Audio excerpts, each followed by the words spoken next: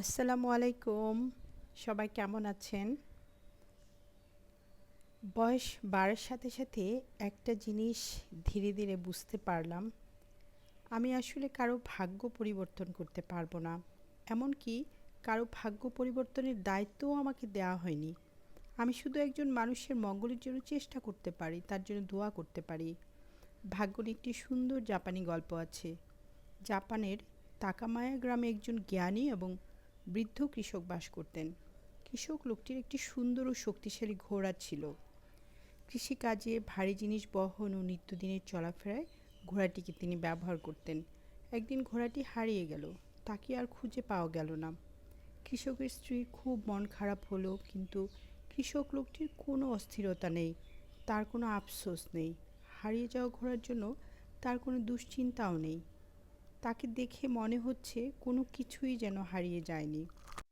আশেপাশের প্রতিবেশীরা এসে বলল, তোমার কি দুর্ভাগ্য, একটা মাত্র ঘোড়া, তাও আবার হারিয়ে গেল। এই কথা শুনে কৃষক লোকটি একটু মৃদু হেসে বলল, হতে পারে। তার কিছুদিন পর ঘোড়াটি আবার কৃষকের বাড়ি ফিরে আসলো এবং তার সাথে আরও 3টি বন্য ঘোড়া। কৃষকের বাড়িতে অনেক আনন্দ। শুধু হারানো ঘোড়া ফিরে পায়নি, তার সাথে আরও এসেছে 3টি ঘোড়া। প্রতিবেশীরা আবার দেখতে আসলো, সবাই লোকটিকে বলতে লাগলো, তোমার কি সৌভাগ্য, হারানো ঘোড়া ফিরেও পেয়েছো, সেই সাথে পেয়েছো আরও 3টি বেশতি ঘোড়া। কৃষক আগের মতোই মুচকি হেসে বলল, হতে পারে। 2 দিন পর কৃষকের একমাত্র ছেলে একটি বন্য ঘোড়া চড়তে চেষ্টা করলো, কিন্তু ঘোড়া থেকে ছিটকে পড়ে যায় এবং পড়ে গিয়ে তার পা ভেঙে ফেলে। এই খবর শুনে প্রতিবেশীরা এসে খুব আফসোস করলো।